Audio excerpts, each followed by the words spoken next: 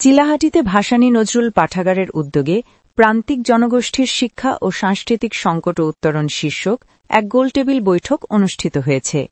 অনুষ্ঠানে সভাপতিত্ব করেন ভাসানী নজরুল পাঠাগারের উদ্যোক্তা ও প্রধান সমন্বয়ক প্রত্যয় মিজান।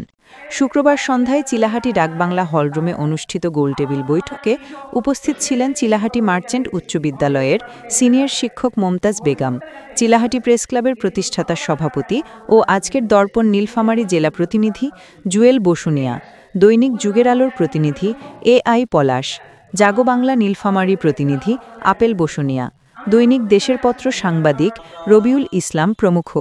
এছাড়া অন্যান্য ব্যক্তিবর্গ উপস্থিত ছিলেন। উক্ত অনুষ্ঠানটির মিডিয়া পার্টনার ছিল নীলফামারী জেলার প্রথম অনলাইন পত্রিকা চিলাহাটিweb.com। বক্তারা তাদের আলোচনায় বলেন, প্রান্তিক জনগোষ্ঠীর শিক্ষা ব্যবস্থা এখনও নানা কাঠামোগত ও সামাজিক প্রতিবন্ধকতার মুখে রয়েছে। সংস্কৃতিগত বিচ্ছিন্নতা, দারিদ্র্য ও সুযোগের অভাব শিক্ষার বিস্তারে বড় বাধা হিসেবে কাজ করছে। তারা মনে করেন, সরকার ও বেসরকারি উদ্যোগের সমন্বয়ে শিক্ষার সুযোগ সম্প্রসারণ, সংস্কৃতি চর্চার ক্ষেত্র তৈরি এবং প্রান্তিক জনগোষ্ঠীর ঐতিহ্যকে মূলধারায় অন্তর্ভুক্ত করা এখন সময়ের দাবি।